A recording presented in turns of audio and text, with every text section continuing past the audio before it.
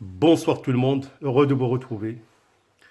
Alors voilà mes chers élèves, un type d'étude de fonction que vous aurez à traiter le jour de l'examen. Alors je vous conseille vraiment de comprendre le type de questions que je vous propose parce que certainement vous aurez à traiter des questions de ce genre. Alors je vais lire l'énoncé du problème mathématique. Je vous laisse le temps d'essayer de votre part et nous allons tous ensemble aborder la solution après. Soit la fonction g définie sur l'intervalle 0 plus l'infini par g de x égale x moins 2 ln de x. Question. Soit le tableau de variation de g. Alors là, vous avez le tableau de variation.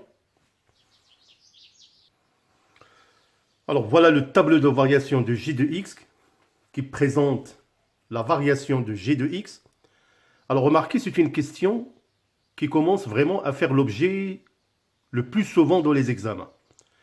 Alors quelle est la question ou les deux questions posées?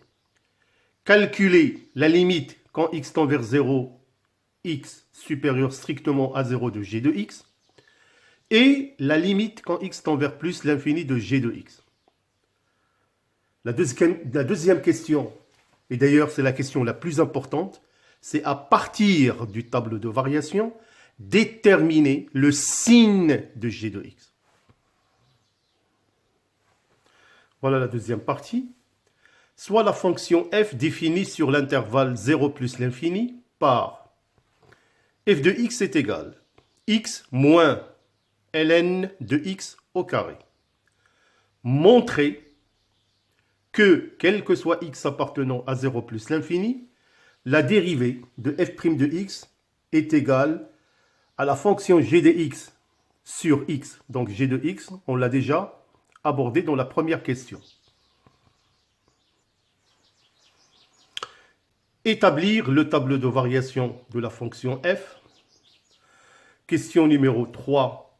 Montrer que l'équation f de x est égale à 0 admet une solution unique, alpha appartenant à 0 plus l'infini, et que alpha est situé supérieur ou égal à 1 sur e, inférieur strictement à 1 demi.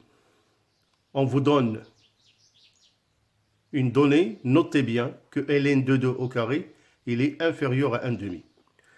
Alors pour la question numéro 3, c'est le genre de question qui aborde le théorème des valeurs intermédiaires.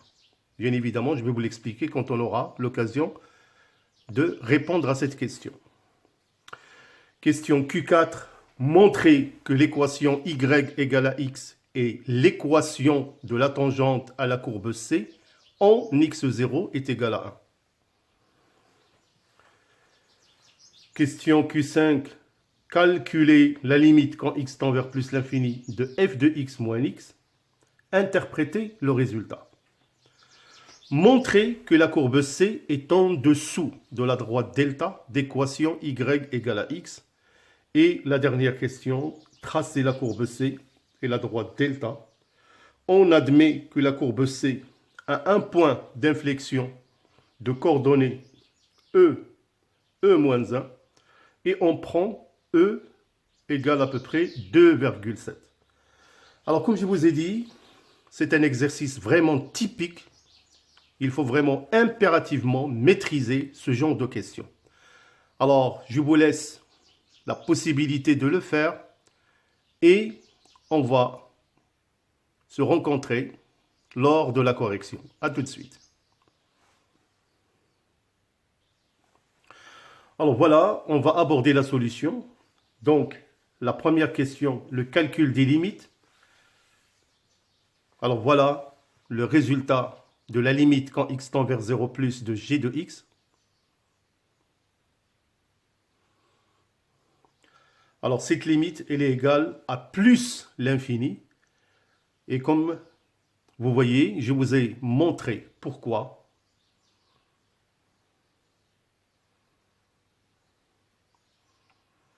Alors par la suite, on va calculer la limite quand x tend vers plus l'infini de g de x. Alors par la suite, limite quand x tend vers plus l'infini de g de x. Alors comme vous pouvez le remarquer, si on calcule directement la limite, on va avoir une forme indéterminée. Alors donc, j'ai factorisé par x et on trouve que cette limite quand x tend vers plus l'infini égale à plus l'infini. La justification est juste en bas. Limite quand x tend vers plus l'infini de ln de x sur x égale à 0. Alors pas mal d'étudiants ne savent pas pourquoi, pour la simple raison, la valeur de x est toujours supérieure à ln de x. Alors c'est pour ça que cette limite, il tend toujours vers 0.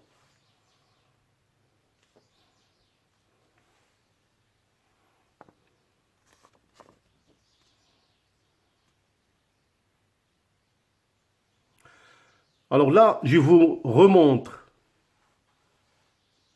le tableau de variation de la fonction g de x, comme vous pouvez le remarquer. On vous a tout simplement demandé, à partir de ce tableau de variation, de déterminer le signe de g de x. Donc remarquez que g de x admet une valeur ou un minimum. Donc il admet un minimum en x0 est égal à 2. Alors c'est cette information que je vais exploiter pour déterminer le signe de g de x. Donc, d'après le tableau de variation, on a 2 facteurs de 1 moins ln de 2 est un minimum absolu. Donc, quel que soit x appartenant à 0 plus l'infini, g de x est supérieur ou égal à 2 facteurs de 1 moins ln de 2. Et comme c'est une valeur positive, donc g de x est supérieur ou égal à 0. Voilà comment on procède. Alors pour la deuxième partie, on a f de x égale à x moins ln de x au carré. On vous a demandé de montrer que la dérivée f' de x est égale à g de x sur x. Tout d'abord, il faut mentionner que la fonction f est continue et dérivable sur l'intervalle 0 plus l'infini.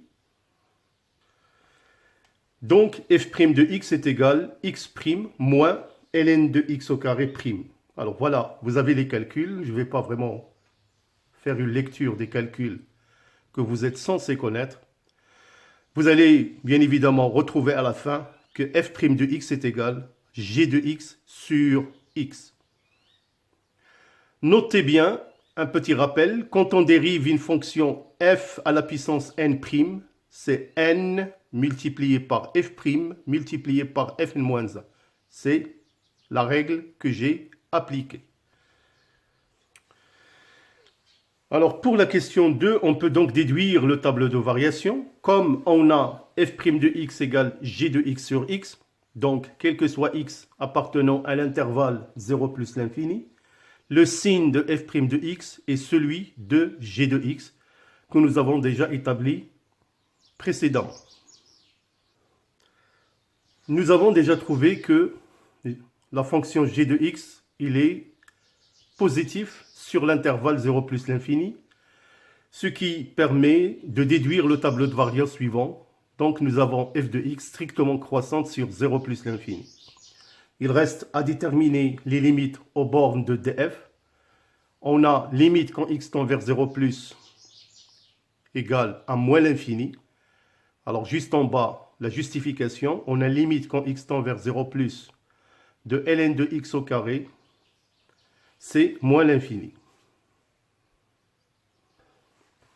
Par la suite, limite quand x tend vers plus l'infini de f de x. Alors dans un premier temps, si on procède directement, on va trouver une forme indéterminée.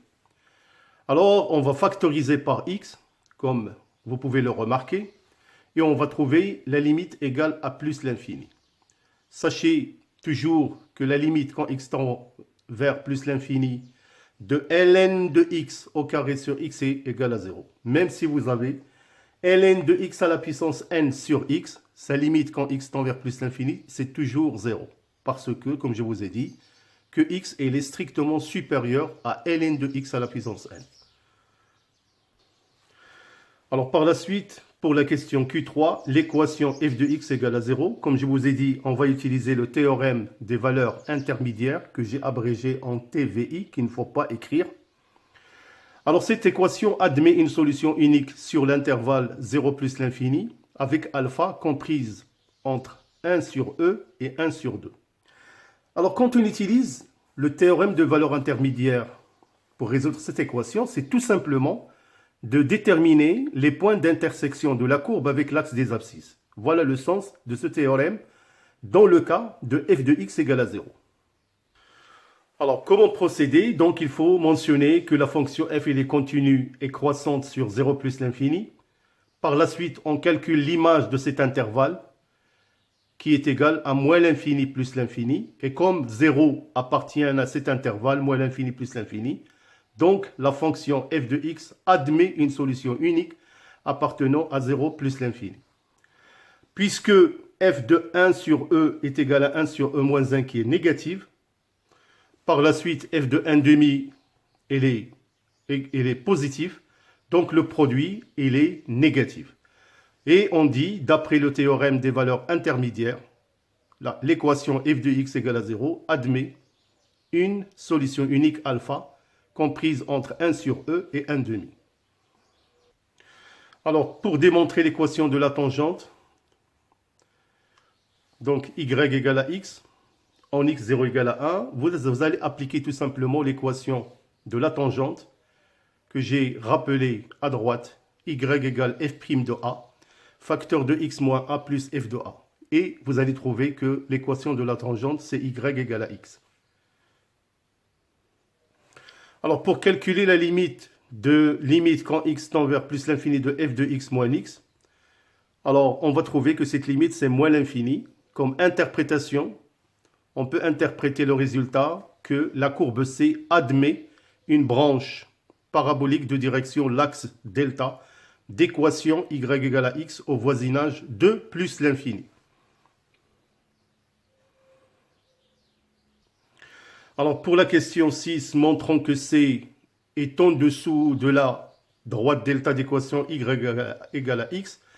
Donc vous êtes seulement censé calculer la différence f de x moins x, qu'on trouve moins ln de x au carré, et étudier le signe de f de x moins x, qui est le signe de moins ln de x au carré. Donc voilà le tableau qui vous donne le signe. Et juste en dessous, on peut déduire la position de C par rapport à delta. Sur l'intervalle 0,1, C il est en dessous de delta, et sur 1 plus l'infini, il est au-dessus. Alors la dernière question, la courbe représentative de la courbe C avec le tracé de la droite delta, la voilà. Donc j'ai pratiquement mentionné toutes les données que je viens d'étudier avec vous. Alors j'espère que cette étude va vous apporter, mes chers élèves, un plus. C'est comme ça qu'il faut traiter des questions dans l'étude des fonctions. Vous en aurez d'autres. Je vous souhaite un très bon courage. Continuez. Bonne soirée et à bientôt.